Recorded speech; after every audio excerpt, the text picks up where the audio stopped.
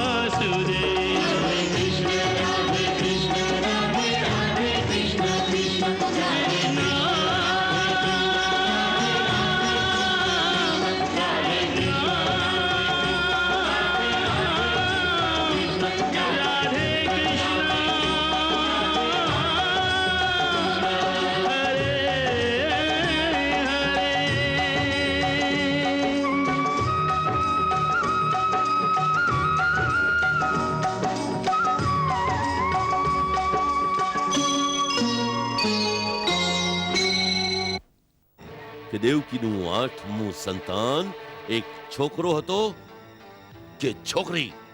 એ જાણવાનો એક ઉપાય મને સૂઝ્યો છે. કયો? વસુદેવ. હા, વસુદેવ? હા, વસુદેવ. વસુદેવ સત્યવાદી છે. તેઓ ખોટું નથી બોલતા. મહારાજ, એમને સીધો પ્રશ્ન કરો અને જો તેઓ ઉત્તર ન આપે તો એમને એવી યાતનાઓ આપવામાં આવે કે તેઓ સત્ય બોલવા વિવશ થઈ જાય. જ્યારે કંસના સૈનિકો વસુદેવના મહેલમાં એમને પકડવા માટે ગયા ત્યારે વસુદેવ મહેલમાં નહોતા.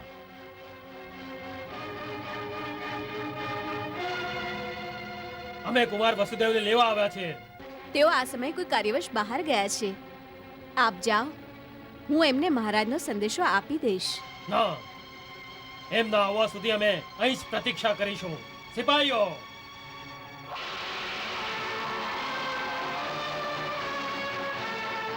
એ સમયે મહર્ષિ ગર્ગ વસુદેવને એ રહસ્ય જણાવી રહ્યા હતા કે વાસ્તવમાં કૃષ્ણ એમના જ પુત્ર છે. આપનું અષ્ટમ સંતાન કન્યા નહોતી. આપનું અષ્ટમ સંતાન તો એક પુત્ર હતો, જેમ પેલી આકાશવાણીએ કહ્યું હતું. પુત્ર હતો? હા, અને અને અને એ જ છે કૃષ્ણ, જે હવે નંદરાયજીનો પુત્ર કહેવાય છે. ગુરુદેવે પોતાની યોગ શક્તિ દ્વારા વસુદેવને એમના મનની આંખોથી એ દ્રશ્ય પણ દેખાડી દીધું કે કયા પ્રકારે એ બાળકને નંદરાયજીના ઘરે મૂકી આવ્યા હતા.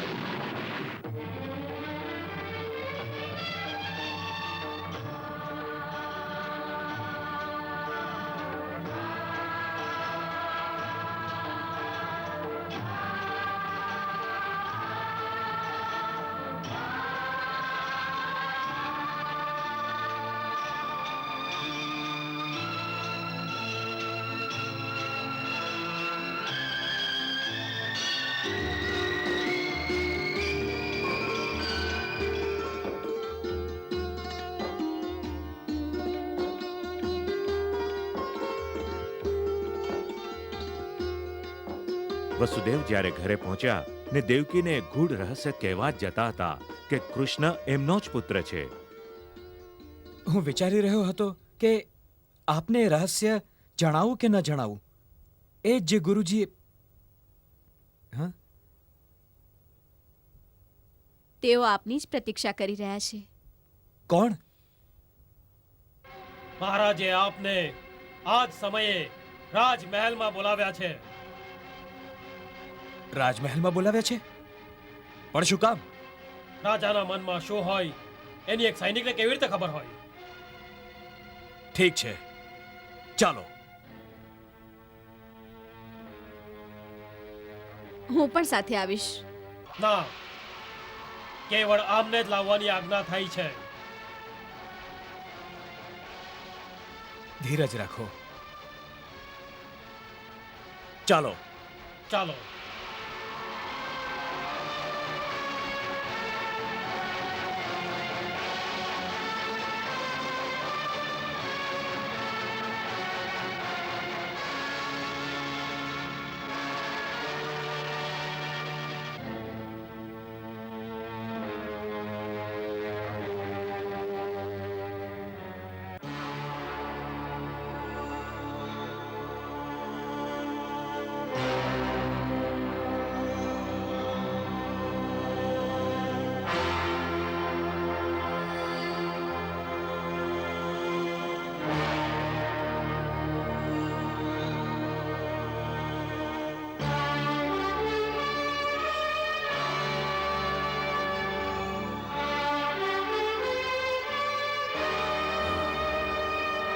તું જઈ શકે છે.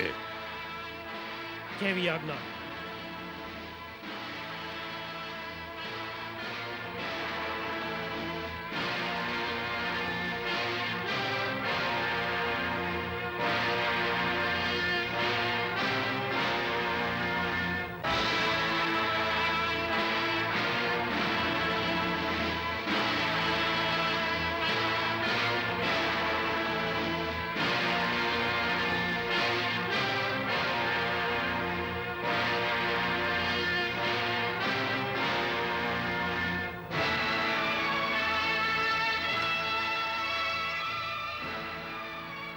કુમાર વસુદેવ, તમે પોતાની જાતને સત્યવાદી કહો છો. જો તમારા જેવા સત્યવાદી જુઠ્ઠું બોલે તો એને શું દંડ દેવો જોઈએ? હા, દંડ દેવાનું કામ તો રાજાનું છે. તો એ રાજા જ નિશ્ચિત કરે કે જુઠ્ઠું બોલવા માટે શો દંડ દેવો જોઈએ. હા, આનો અર્થ એમ છે કે તમે એ વાતનો સ્વીકાર કરો છો કે તમે જુઠ્ઠું બોલ્યા છો.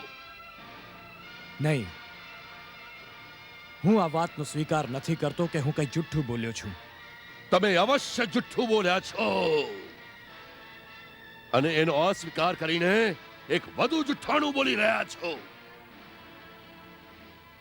જ્યારે એને પોતાનું 8મું સંતાન કહીને તમે લોકોએ એ કન્યાને મારે હવાલે કરી, ત્યારે જ મને સંદેહ થઈ ગયો હતો કે આમાં અવશ્ય મારી સાથે કોઈ છળ રમવામાં આવ્યું છે. ત્યારે મેં સ્વયં તમને પૂછ્યું હતું, શું આ સત્ય છે કે કન્યાનો જન્મ થયો? તો તે વખતે તમે પોતાની છાતી ઠોકીને કહ્યું હતું કે હા, આ સત્ય છે. શું એ વખતે તમે સત્ય બોલ્યા હતા? હા, એ સમયે મેં જે કંઈ કહ્યું હતું એ સત્ય હતું. જુઠ્ઠું! તમે ફરી જુઠ્ઠું બોલી રહ્યા છો. વારંવાર જુઠ્ઠું બોલવાથી અસત્ય સત્ય સિદ્ધ નથી કરી શકાતું. હા, સત્યને સિદ્ધ કરવાની આવશ્યકતા નથી હોતી મહારાજ. સત્ય તો સ્વયં સિદ્ધ થાય છે. અને જે સિદ્ધ ન થઈ શકે એ સત્ય નથી હોતું, એ વાતને તો તમે માનો છો ને? આપ કહેવા શું માંગો છો? જો તમે કહ્યું હતું એ સત્ય હતું, તો જ્યારે એ કન્યાએ મારા હાથમાંથી છટકીને આકાશમાં અષ્ટભુજા દેવીનું રૂપ ધારણ કરીને કહ્યું હતું કે તને મારવા વાળો પેદા થઈ ચૂક્યો છે. શું એ સત્ય નહોતું?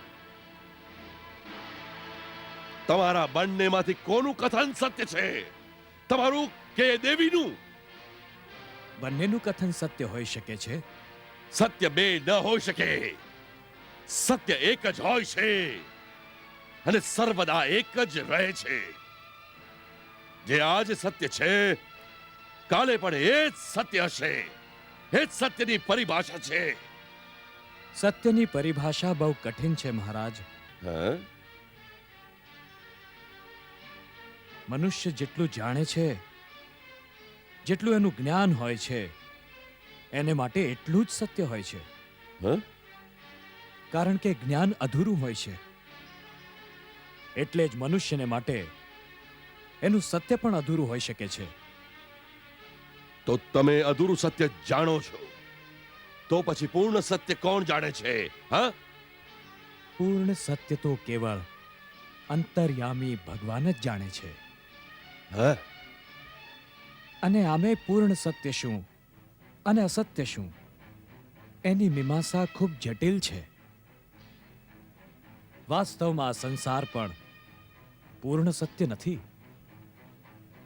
કેવળ માયાના ભ્રમમાં પડીને આપણે સંસારી લોકો એને સત્ય માનીએ છીએ.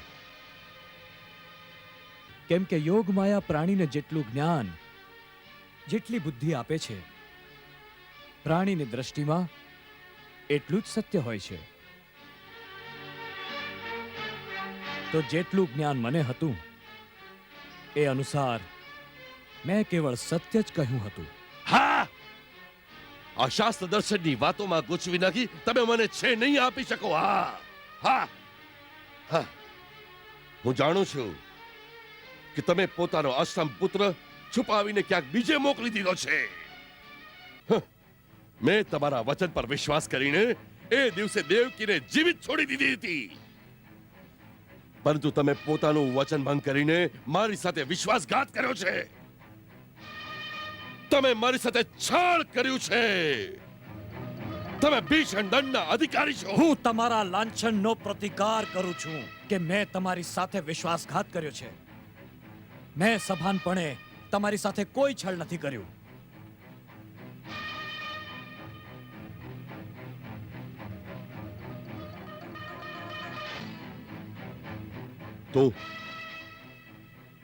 તો આનો અર્થ એ છે, આનો અર્થ એ છે કે તમે એ સમયે હોશમાં નહોતા. હા? હા? શું હવે હોશમાં છો? હવે કઈ કહી શકશો? હા? હું અંતિમ વાર પૂછી રહ્યો છું વસુદેવ.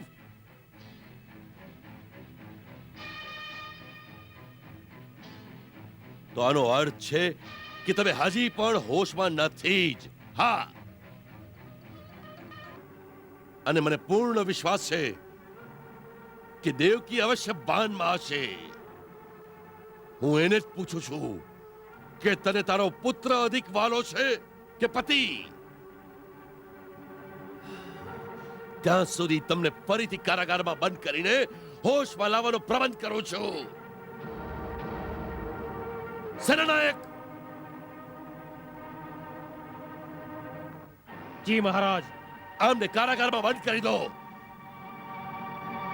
જ્યારે એ કહે કે હોશમાં છે ત્યારે એમને મારી સામે ઉપસ્થિત કરજો. જાઓ, લઈ જાઓ.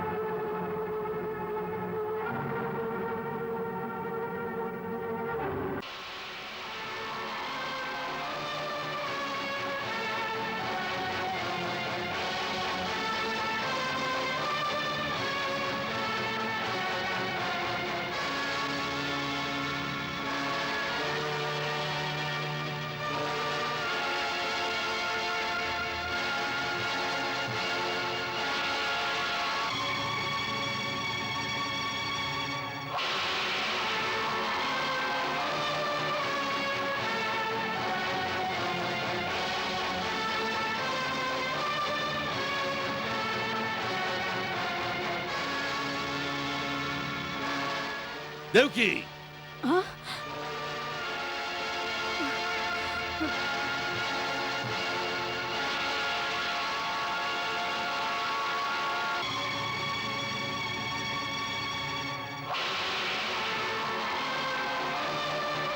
દેવકી, હું એક જ વાત પૂછવા આવ્યો છું.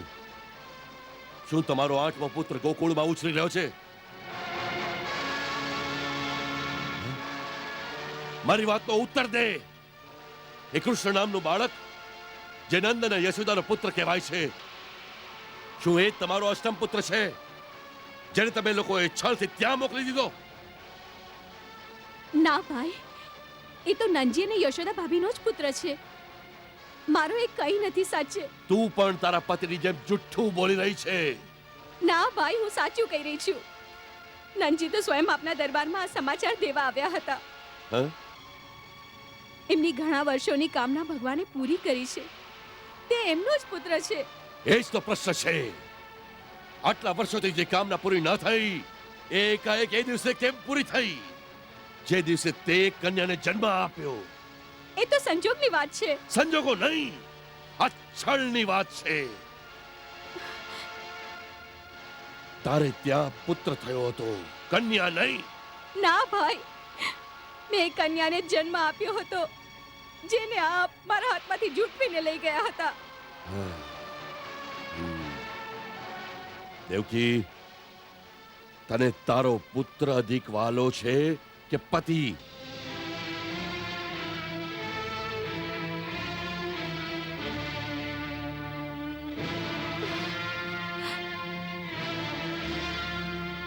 તને તારો પુત્ર અધિક વાલો છે કે પતિ? ભાઈ, ભાઈ, આ શું કહી રહ્યા છો? હું સાચું જ કહી રહ્યો છું. મારી સાથે છળ કરવાનું પરિણામ બહુ ભયંકર હશે. મને સાચે સાચું કહી દે, તે તારા પુત્રને છુપાવીને ક્યાં મોકલી દીધો છે? જો જુઠ્ઠું બોલશે તો પહેલા તારા પતિને શૂલી પર ચડાવી દઈશ. ના ભાઈ, અમારા પર દયા કરો. મારા પતિ સત્યવાદી છે. તેઓ ક્યારેય જૂઠું નથી બોલતા. તમે મારી પાસેથી દરેક સંતાન ખોચવી લીધા. હવે મારા પતિથી વંચિત ન કરો. પોતાના હાથે પોતાની બહેનનું સૌભાગ્ય ન ઉજાડો. હું સોગંદ ખાઈને કહું છું કે અમે કોઈ છળ નથી કર્યો. મારું અષ્ટમ સંતાન કન્યા જ હતી.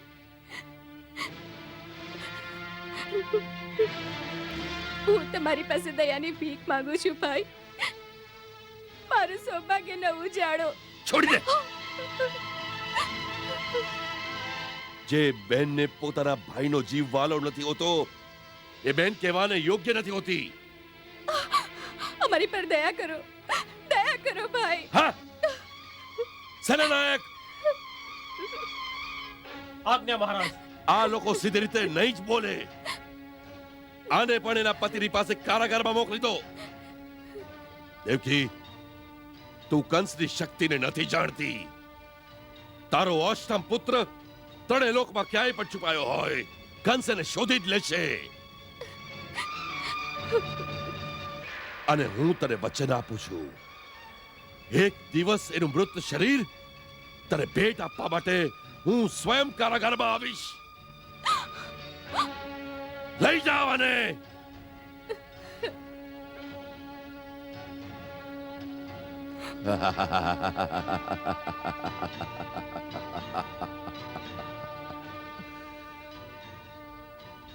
દેવકી, હું તને એક અવસર વધુ આપું છું.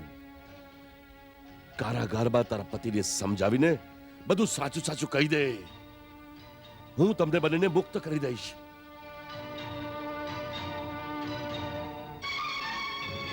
એક નવો મહેલ બંધાવીશ તમારા માટે. તારા પતિને રાજ દરબારમાં એક સન્માનિત પદવી પ્રદાન કરીશ. હા હા, હું 1 મહિના સુધી પ્રતીક્ષા કરીશ. જો ત્યાં સુધીમાં નહીં કહ્યું તો તમારા બંનેનું અડધું ભોજન કરીને ધીમે ધીમે કરીને સમાપ્ત કરી નાખીશ. હા, લઈ જાઓ આને, લઈ જાઓ. ચાલો.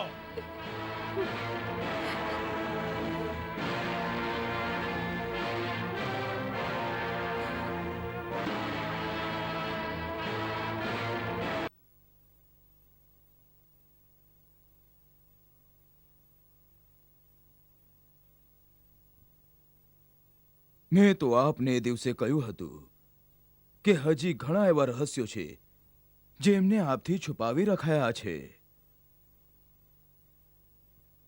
પરંતુ હવે હું આપના અષ્ટમ પુત્રના રૂપમાં સ્વયં પરબ્રહ્મ ભગવાન શ્રી કૃષ્ણની છબી મારી આ જ આંખે જોઈ આવ્યો છું.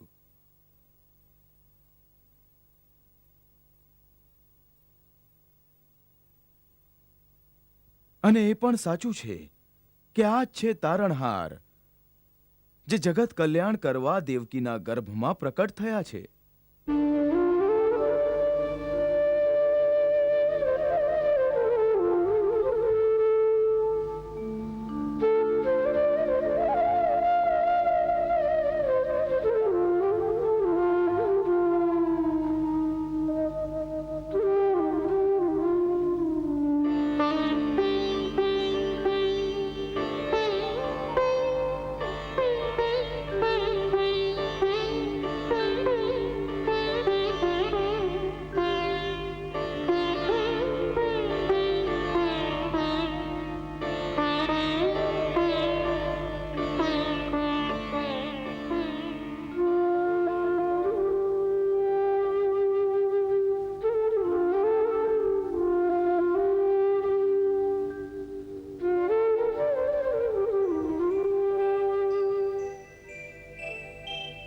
जब से हुआ रे तेरा बाल रूप दर्शन, मैं अपनी सुध बुध गंवाए बैठा. त्रिभुवन के नाथ सारा जग तेरे हाथ और तू मेरे हाथों में आए बैठा. एक अकिंचन पे बड़ा उपकार किया, निज पद सेवा का अवसर मोह दिया. मीठी सुखद अनुभूतियों को तेरी मानस पटल पे सजाए बैठा.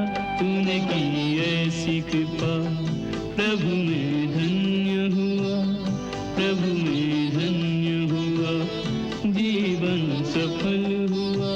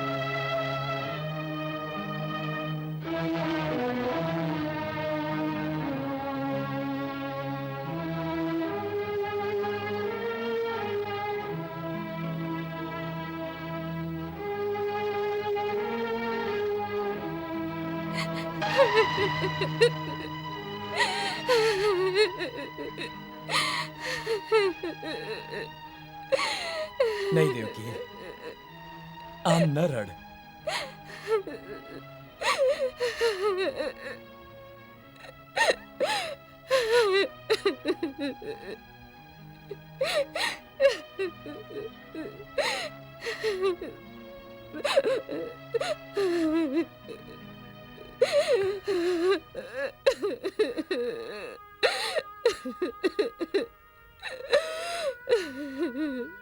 શાંત દેવી, શાંત.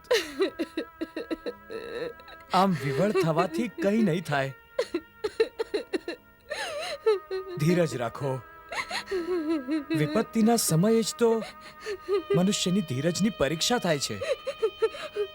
પરંતુ આપણી વિપત્તિઓ ક્યારે સમાપ્ત નહીં થાય. થશે, અવશ્ય થશે. ના ના, આપ ખોટી આશા આપી રહ્યા છો મને. આપણી વિપત્તિઓ ક્યારેય સમાપ્ત નહીં થાય.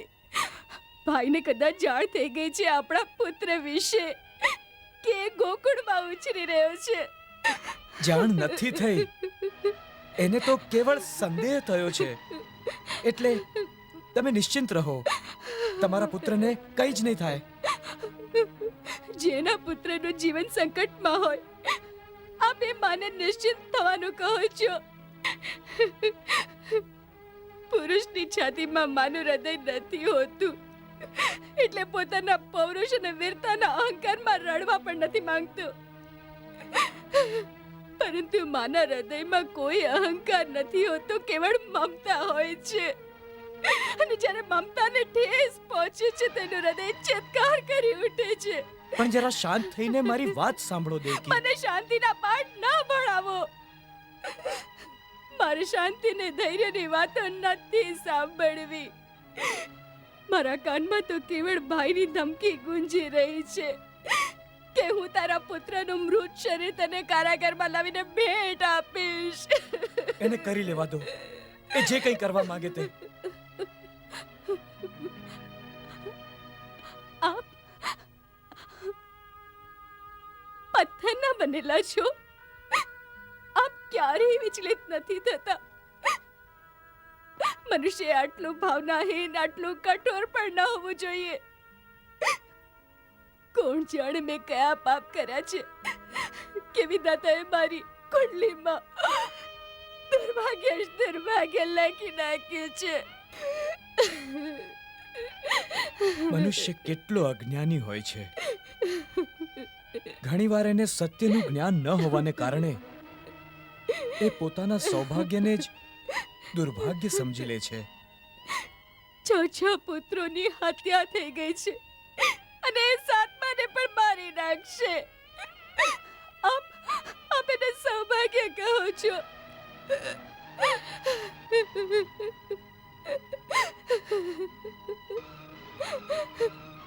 જો એ આપને સત્યવાદી માને છે, પણ એકવાર આપ સત્ય કહી દો કે આપણું અષ્ટમ સંતાન પુત્ર નહીં કન્યા હતી, તો એને વિશ્વાસ થઈ જશે. નહીં તો એ મારા 7મા પુત્રને જ 8મો પુત્ર સમજીને એની હત્યા કરી દેશે. નહીં, એ સંભવ નથી. હું એ નહીં કરી શકું. કેમ નહીં કરી શકો? કેમ કે એ સત્ય નથી. એ સત્ય નથી તો પછી સત્ય શું છે? એ જ કહેવાનો તો તમે સમય નથી આપી રહ્યા મને. દેવકી, સત્ય એ છે કે તમારો અષ્ટમ પુત્ર પણ જીવિત છે. હા, તમારો અષ્ટમ પુત્ર પણ જીવિત છે. હા દેવકી, તમારો અષ્ટમ પુત્ર પણ જીવિત છે. તમારું 8મું સંતાન એક કન્યા નહીં, પણ એ તો પુત્ર હતો. એનું નામ છે કૃષ્ણ. હા દેવકી, એનું નામ છે કૃષ્ણ. મોટાનું નામ છે બલભદ્ર અને નાનાનું નામ છે કૃષ્ણ. બલભદ્ર અને કૃષ્ણ.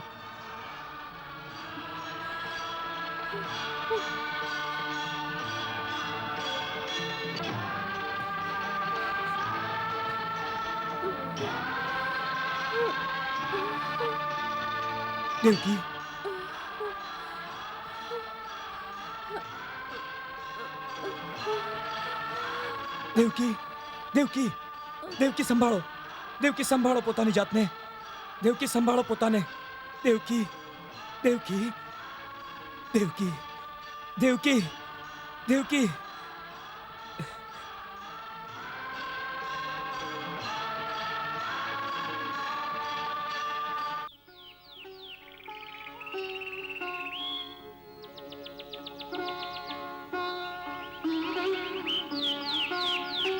મહર્ષિ ગર્ગના શ્રી ચરણોમાં સેવકનો પ્રણામ સ્વીકાર હો. આપનું સ્વાગત છે મહામંત્રી. કહો, શું સમાચાર છે? મહારાજે આપને રાજમહેલમાં પધારવાની પ્રાર્થના કરી છે. કેમ? એવો કોઈ પર્વ કે ઉત્સવ તો નથી? આપની પાસે આવશ્યક કાર્ય હશે. શું આવશ્યક કાર્ય છે? પ્રભુ, રાજાના મનમાં શું છે એ પૂછવાનો અધિકાર મંત્રીને નથી, મને આપના શ્રી ચરણોમાં પ્રાર્થના કરવા મોકલ્યો છે તો સેવક આવી ગયો.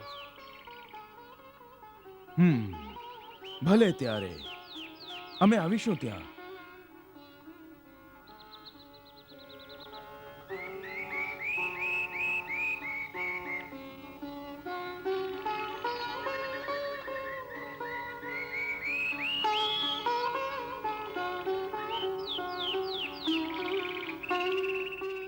ચાલો.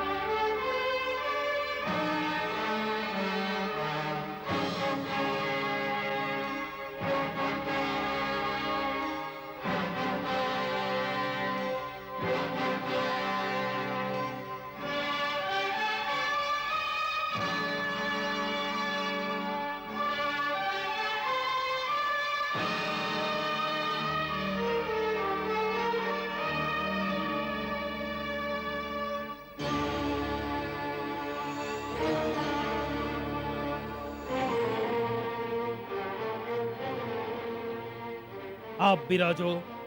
હું મહારાજને આપના આગમનની સૂચના આપું છું.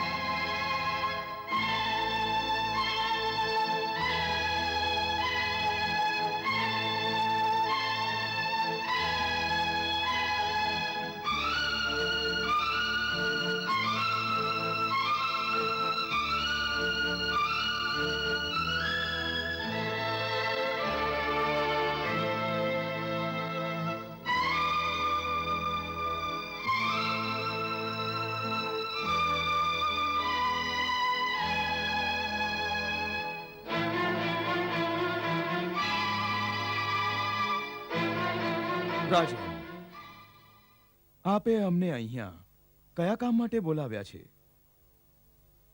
આપની સાથે અમારે થોડો પરામર્શ કરવો છે.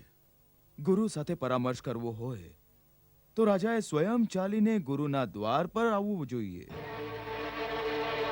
ગુરુને પોતાના દ્વાર પર બોલાવવા મર્યાદા અને શિષ્ટાચાર બંનેની વિરુદ્ધ છે. આપ પુરોહિત છો. રાજા પોતાના રાજ પુરોહિતને ક્યારેય પોતાના રાજમહેલમાં બોલાવી ન શકે. બોલાવી શકે છે, પરંતુ કોઈ બીજી પરિસ્થિતિઓમાં. અર્થાત જ્યારે રાજા કોઈ યજ્ઞ કરે, કોઈ મહાન ધર્મ કાર્ય કરવાનો નિશ્ચય કરે તો ગુરુને બોલાવવા જોઈએ. આપત્તિકાળ હોય, દેશ કે રાજા પર કોઈ વિપત્તિ આવી જાય, રાજાનું શરીર ગુરુદ્વાર સુધી પહોંચવાને અસમર્થ હોય, એ ઘાયલ થયો હોય અથવા કોઈ ભયાનક માંદગીમાં પીડાતો હોય, તો એ પરિસ્થિતિમાં તેઓ ગુરુને પોતાના મહેલમાં આવવા માટે અવશ્ય પ્રાર્થના કરી શકે છે. પરંતુ આ સમયે મને એવી કોઈ પરિસ્થિતિ દેખાતી નથી અહીં. આ વિપત્તિનો સમય જ છે. કઈ વિપત્તિ? આપે ગોકુળ ગામમાં જઈને કોઈ બાળકના નામકરણ સંસ્કાર કર્યા? કોઈ બાળકના નામકરણ સંસ્કાર થવાથી તમારા જેવા મહાબલી રાજા વિપત્તિમાં પડી શકે છે, આ તર્કને અમારી બુદ્ધિ સ્વીકાર નથી કરતી રાજન. અમે આ વૃથા તર્કમાં પડવા નથી માંગતા. અમે કેવળ એટલું જ જાણવા માંગીએ છીએ કે આપે ગોકુળ જઈને કોઈ બાળકનું નામકરણ કર્યું હતું? જો કર્યું હોય તો બાળક કોણ હતું? કોનો પુત્ર હતો? કેમ આપે એના નામકરણ સંસ્કાર કર્યા? કોની આજ્ઞાથી આપે આ સંસ્કાર કર્યા હતા? આપની પહેલી વાતનો ઉત્તર એ છે કે અમે ગોકુળ ગામમાં ગયા જ નથી. અમે કેવળ યમુના કિનારે શાંડિલ્ય ઋષિના આશ્રમ સુધી ગયા અને ત્યાંથી જ પાછા ફર્યા. જો આપના કોઈ ગુપ્તચર ગોકુળમાં હોય તો તેઓ પણ આ વાતની પુષ્ટિ કરશે કે અમે કદાપી ગોકુળમાં ગયા જ નથી. અને બીજી વાત આજ્ઞાની, તો હે રાજન, એક પુરોહિત અને ગુરુ હોવાના સંબંધે મારા યજમાનોના જન્મથી લઈને મરણ સુધીના સર્વ સંસ્કાર કરવા અમારું કર્તવ્ય જ નહીં, અમારો ધર્મ પણ છે. અને પોતાના ધર્મનું પાલન કરવું દરેક પ્રાણી માટે આવશ્યક છે, પછી એમાં કોઈની આજ્ઞા હોય કે ના હોય. એનાથી ધર્મ પાલનમાં કોઈ અંતર નથી પડી શકતું. તેથી પોતાનું ધર્મ પાલન કરવા માટે અમને કોઈની આજ્ઞાની આવશ્યકતા નથી. અમે અહીંના રાજા છીએ. અમારી આજ્ઞા વગર અહીં કોઈ કાર્ય નથી થઈ શકતું. અમારી આજ્ઞાનું પાલન અહીં બધાએ કરવું જ પડશે. રાજાની આજ્ઞાનું પાલન કરવું એમના સેવકનું કામ છે, ગુરુનું નહીં. ગુરુ રાજાના સેવક નથી હોતા, એના માર્ગદર્શક હોય છે. તેથી ગુરુનું કામ છે આજ્ઞા આપવી, આજ્ઞાનું પાલન કરવું નહીં. અમને આ વૃથા ભાષણ ન આપો. એ બાળક કોણ હતું એ પ્રશ્નનો ઉત્તર આપો. આ મારી આજ્ઞા છે. આપ અમને આજ્ઞા આપી તો શકો છો, પરંતુ આપના અધિકારને અમે હજી સુધી સ્વીકાર નથી કર્યો રાજન. એ ન ભૂલતા, જે રાજાની આજ્ઞાનું પાલન નથી કરતું, રાજા એને દંડ દઈ શકે છે. દંડ દેવા માટે ન્યાય અને સદાચારની શક્તિ હોવી જોઈએ રાજન. શક્તિ શક્તિ તો રાજાની તલવાર છે.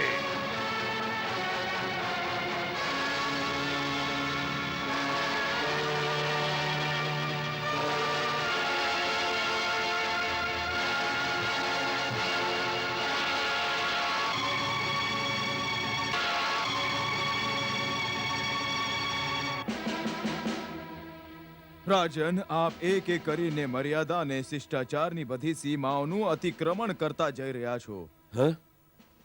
તમે એટલો નાનો શિષ્ટાચાર પણ ભૂલી ગયા કે ગુરુને ઘરે બોલાવી એને પ્રતીક્ષા કરવા માટે ન કહી શકાય, પરંતુ સ્વયં દ્વાર પર જઈને એમનું સ્વાગત કરવું જોઈએ.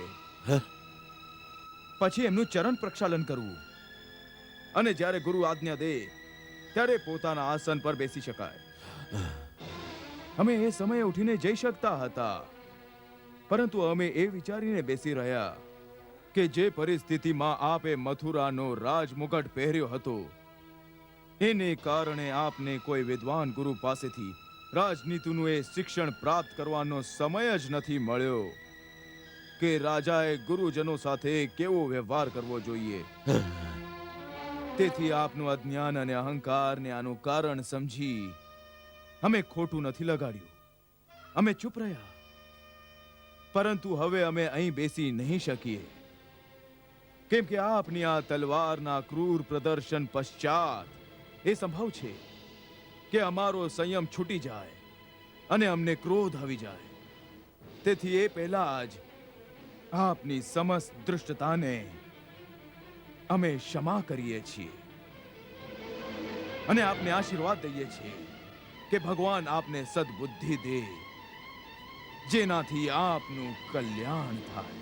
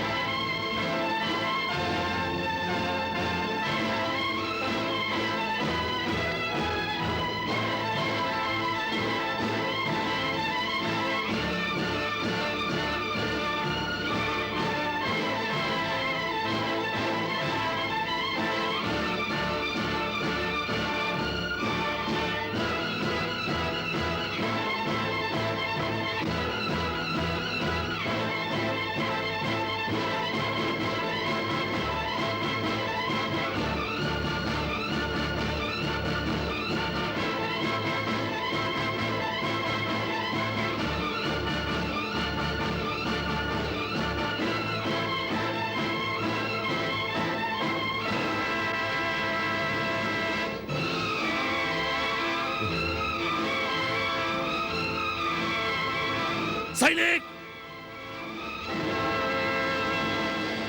એ બુઢાને રાજમહેલની બહાર નહીં જવા દેતા. કેસરી કસરીને અમારી સામે લઈ આવો. થોભો, મહામંત્રી, ક્ષમા કરો મહારાજ, પણ આ આપણા હિતમાં નહીં હોય. એક ભિખારી સાધુ રાજાની શક્તિને પડકાર આપીને ચાલ્યો ગયો ને તમે એને રોકવા પણ નથી માંગતા. રાજાના રાજદંડની મર્યાદા ક્યાં જતી રહી? આપ રાજદંડની વાત કરો છો, પરંતુ એ ભૂલી જાઓ છો કે આ તપસ્વીની પાસે બ્રહ્મદંડ છે. હા, બ્રહ્મદંડ? હા, આપે પેલી કથા તો સાંભળી જ હશે કે કયા પ્રકારે મહર્ષિ વશિષ્ઠે પોતાના બ્રહ્મદંડ દ્વારા રાજા વિશ્વામિત્રની આખી સેનાને ભસ્મ કરી દીધી હતી. મહર્ષિ ગર્ગ એ જ શ્રેણીના સિદ્ધ યોગી છે. હા, એમની શક્તિને પડકારવી આપણા હિતમાં નહીં હોય. આપણી આ ચાલ જ ખોટી હતી. આવા મહાત્માઓની સહાયતા લેવી હોય તો એમની દયા અને કરુણા જગાડવી રહી. જેમ મોટા મોટા દૈત્યો અને અસુરો પોતાની વિનંતીથી ભગવાન શિવને પણ પ્રસન્ન કરીને એમનું મનગમતું વરદાન મેળવે છે, એમ જ આ સિદ્ધ મુનિ પણ બહુ ભોળા હોય છે. એમની શક્તિને પડકારીને નહીં, એમની દયાથી જ કંઈક મળી શકે છે. કંસ કોઈની પાસે દયાની ભીખ નથી માંગતો. હા, એને એની શક્તિ પર ભરોસો છે. હા,